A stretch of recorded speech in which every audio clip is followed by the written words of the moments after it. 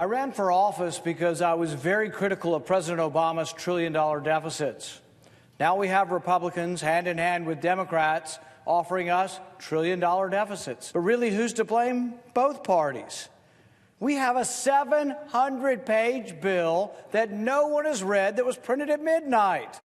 And ultimately, it passed. But after Rand Paul led essentially a little filibuster of sorts, he wanted the Senate to go ahead and vote on budget caps. He wanted everybody on the record. Mitch McConnell said, nope, not going to do it.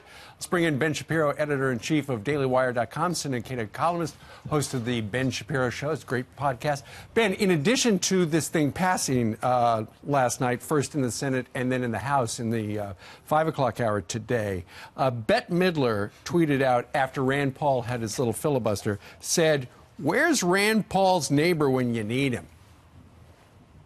What do you think of that? What a class act. I mean, first of all, has Bette Midler been relevant since, like, Beaches in 1988 when I was 4? I'm not sure why she's still around and talking about things and why we care. I guess she was in Hello, Dolly or something. But Rand Paul, just on the substance, is exactly correct. I mean, the fact is that Republicans spent years railing against Obama deficits and Democratic deficits, and now they have power again, and they just spent an enormous sum of money. And I understand they wanted to remove sequestration on the military, but they touted that same sequestration as a big win in 2011. I was there. I remember it. So do you.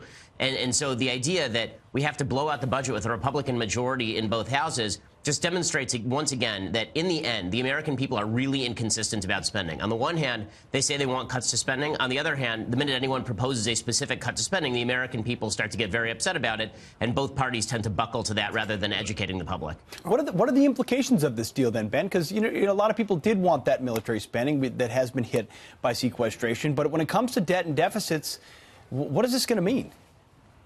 I mean, it's just going to mean a continuation of deficits out till the end of time. We're going to be looking at $30 trillion debts in the near future. And a lot of this has to do with the fact that nobody wants to talk about the real drivers of the debt, and that's not military spending at all. The real driver of the debt is Social Security, Medicare, Medicaid. That represents about 60% of the American federal budget. The American military budget is somewhere between 18 and 20%. So the idea that if we raise the military spending, that this is somehow the great driver of the deficit is not true. I just don't understand why Republicans can't make that case. Let's have our military spending, and let's talk about restructuring some of the real issues in the economy. Social Security has been in the red since 2010. I'm not going to see any of the money I'm putting into Social Security. And we also want to ask you. We want to ask you about these text messages between those lovers at the FBI. Apparently, they don't like the pro-life march because it ties up traffic and for other reasons. This was some of the text exchange back in January of 2016. Strzok says, blanking marchers, making traffic problems. She writes back, I truly hate these people. No support for the woman who actually has to spend the rest of her life rearing this child. But we care about life. And then she says, a-holes. Well, I mean, they're a classy couple. I mean, if you couldn't tell from their earlier text messages, they really ought to be on the cover of GQ. Just these are the leading figures in American public life. The only question that really matters in the end for Page and Strzok, the only reason we even care about them, is to what extent their political biases ended up making a difference in terms of their bias in the investigation into Hillary Clinton and the investigation into supposed Trump-Russia collusion, of which there is no evidence to this point. We'll have to see what the rest of the investigation shows. This is why we have a House Intelligence Committee. This is why we have a House Oversight Committee. But it obviously isn't good when you have FBI agents who have this sort of obvious political bias texting with one another about how much they hate particular segments of the American population. You got to figure, though, Ben, that it's a good thing that this Michael Horowitz, who's the Inspector General over at the Department of Justice, that he's also looking into things because he's the reason they're not on Mueller's team anymore. He's also apparently the reason that Andrew McCabe, who is like the #2 guy at the FBI, he's out because of, sounds like, animus against the president.